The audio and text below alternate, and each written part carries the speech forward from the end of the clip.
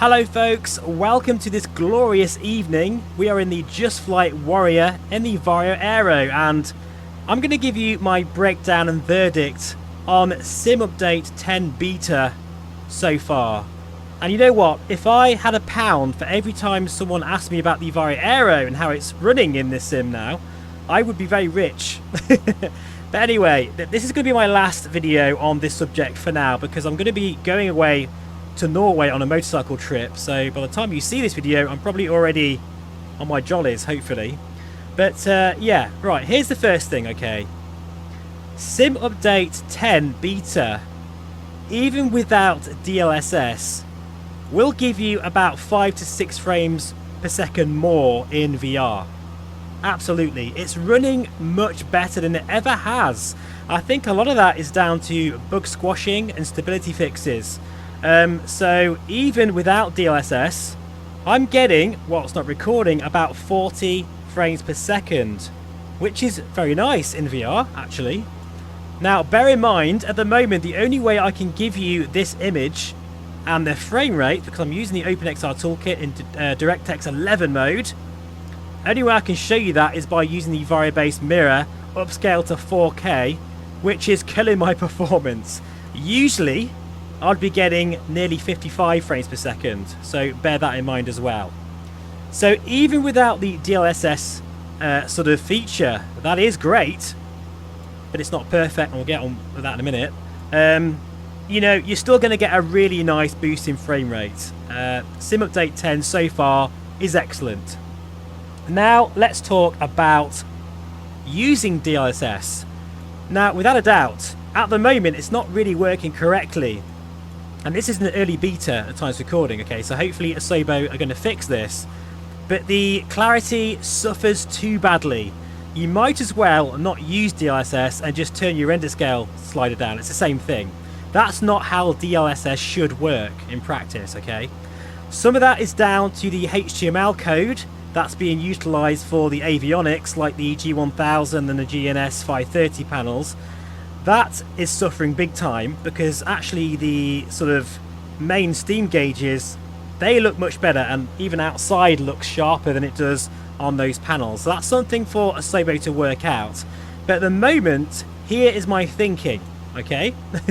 And this is going to shock you. Right now, even though I'm recording, I'm getting less frames. At 40 frames per second, or 45 frames per second in this case, it runs smoother at 45 frames per second in VR than other sims like DCS and X-Plane, which in my opinion need a higher frame rate. So that means, and this is the shocker, I personally don't need motion reprojection at this kind of frame rate. I don't think I've ever said that before, folks, but it's true. You know, waggling my wings and looking at the ground, you know, it just looks so smooth, so beautiful.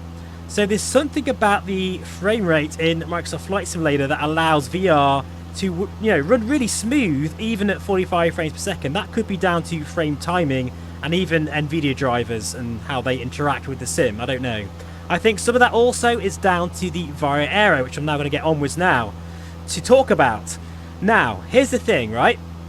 The Riva G2 is about 5 frames per second down on the Vario Aero, even though the Aero has a much sharper clarity thanks to the spherical lens design, but also because of the Vario-based software, which runs better on the GPU. That's thanks to Vario and their deep connections to the professional market, and running, you know, their headsets with, you know, military contracts of the likes of the Finnish Air Force. So you're going to get that extra performance without a doubt, and it is butter smooth. It really is. It's fantastic. I mean, I can't believe it. Looking there, I can see every single tree. You know, I can look at the rows and everything, and it's just not stuttery at all. So for this type of flying where it's VFR and my head's outside the cockpit, I'm going to use DLSS, even if things don't get any better than they are now, which I'm really hoping they're going to anyway. For anything else where I need clarity, I'm going to run TAA mode as normal, you know, without DLSS.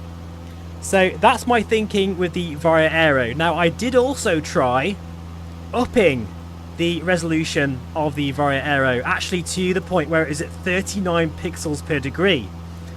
Now with 39 pixels per degree, okay, with DLSS enabled, it looks better. Of course it looks better. At that point I'm getting about 38 to 40 frames per second. It doesn't look as sharp as 35 pixels per degree with the TAA option, if that makes sense. So that is another option that I've been using, which is pretty cool. But it's still, in my opinion, not sharp enough. I did use the 39 pixels per degree option with TAA mode. That's no DLSS. God, this is a technical video, isn't it? And the sharpness blew my head right off my shoulders. Like, I've never seen anything that sharp before, but I was getting 22.5 frames per second, okay? Which was still manageable, but no, I'm not recommending that at all, okay? So in conclusion, DLSS at the moment isn't really doing what it's supposed to be doing. It's basically like backing off the render scale. It should be lossless clarity, or at least not. I don't think it's going to be completely lossless, but it's got to look better than this. So there is work to do. But having said all that, flying right now in my Piper Warrior over the English countryside, this is fabulous, folks. I have not been this excited about VR in Microsoft Flight Simulator since I think it was a thing. And also, I want to just say right now that yes, the Pimax 8KX absolutely rocks in this sim now, and it's overtaken the Revo G2 for me. This thing here, the Vario Aero, I really don't see anything beating this for a long time to come, unless Pimax can really knock it out of the park with the Crystal and the QLED, which I will be showing on the channel in the near future. So folks, that is it from me for now. Thank you so much for all your support. It really truly means a lot, and I'll see you all very soon. Now, just to say, there will be some more videos on the channel in the coming weeks, even though they're going to be ones that have already been uploaded. And I think the next live video that I'll be doing, in terms of sort of, you know, the here and now, will be checking out the final release version of Sim Update 10.